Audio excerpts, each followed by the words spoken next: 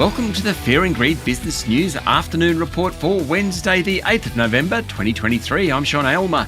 Every afternoon, we've got the 5 stories that happened today that you need to know about. Story number 1, the S&P ASX 200 closed up 0.3% today to 6,995 points, with tech stocks leading the way following a strong close on Wall Street.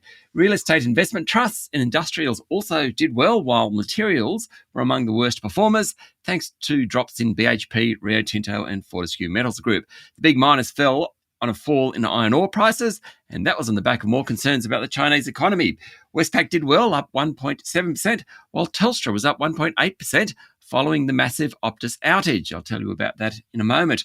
WiseTech Global, REA and Xero all jumped by at least 1.5%. Best on the day was building materials company James Hardie, up 14% after it reported its half-year profit. Worst was diversified miner South32, down more than 4%. In corporate news, Magellan held its AGM today. It was, by all accounts, a fairly restrained affair, particularly given the amount of funds under management that's tumbled out of the funds over the past year or so. Magellan's share price is down nearly 30% over the past year. It's about 10% of what it was in its peak in early 2020. There was a first strike on the remuneration report today.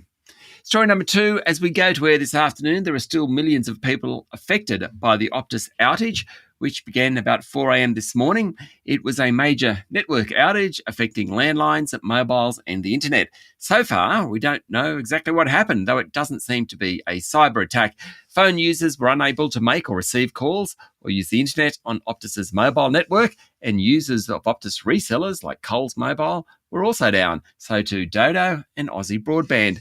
The 000 number was also affected. Now, Optus Chief Executive Kelly Bayer Rosmarin, who 12 months ago had to handle a massive cyber attack, came out and said the nationwide outage, it was a highly irregular occurrence.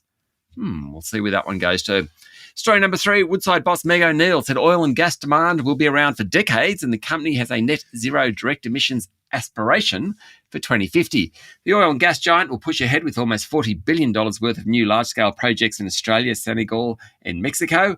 Woodside is still targeting its first cargo from the massive Scarborough LNG project in Western Australia by 2026, or in fact in 2026. O'Neill said the world's demand for Woodside's products is expected to be resilient in the coming decades as populations and economies grow, with target markets in Asia driving primary energy demand, according to media reports. She also discussed investments Woodside is pursuing in new energy, adding low-carbon ammonia production to the options under consideration, which include liquid hydrogen and carbon capture and storage. Story number 4, consulting group PwC will cut about 340 jobs from its 8,000-strong workforce, with the announcement coming on the same day as a key client, Westpac, dumped the group as its audit partner.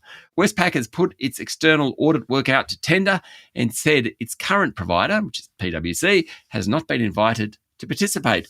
The bank said it's about rotating auditors, and given PwC's been with the bank for about 20 years or so, maybe it is a good time to move on.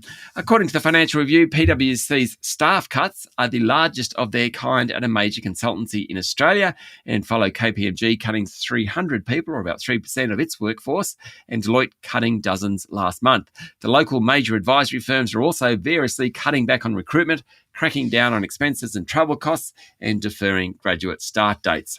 And story number 5, Japan, the UK and US want to work towards humanitarian pauses in Israel's war with Hamas ahead of a gathering of a group of 7 foreign ministers in Tokyo. US Secretary of State Antony Blinken and Foreign Minister Yoko Kamikawa agreed on the issue at a bilateral meeting in Tokyo yesterday. The conflict in Gaza was top of the agenda at the G7 meeting, which comes after the US's Blinken's whirlwind tour of the Middle East. His calls for halts in the fighting to allow delivery of basic necessities were met with more air and ground attacks from Israel and frustration from Jordan, which called for a full ceasefire. That's it for the afternoon report for Wednesday, the 8th of November, 2023. Don't forget to hit follow on the podcast and find Fear and Greed on LinkedIn, Instagram, X and Facebook. Join Adam Lang and I tomorrow morning for the Fast 5 by Fear and Greed, the top 5 business stories you need to know in just 5 minutes. I'm Sean Aylmer. Enjoy your evening.